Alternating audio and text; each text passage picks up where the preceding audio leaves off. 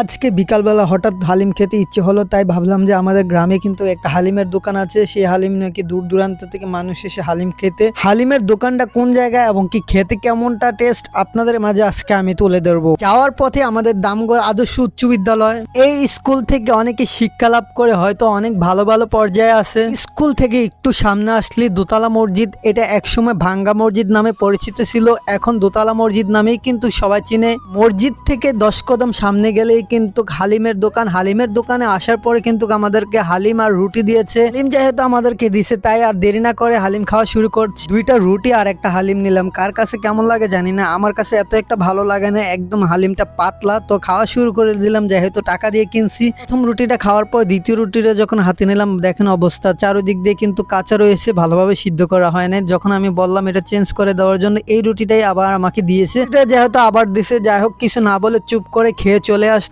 কারণ আমার হালিম খেয়ে তৃপ্তি আসে নাই। সেই জন্য আবার একটা মুড়ি নিলাম, মুড়িটা খেয়ে তারপর আবার বাসার দিকে রওনা দিলাম। যে যেখান থেকে দেখছেন প্লিজ ভিডিওটা শেয়ার করে দেবেন আর ফলো করে পাশে থাকবেন।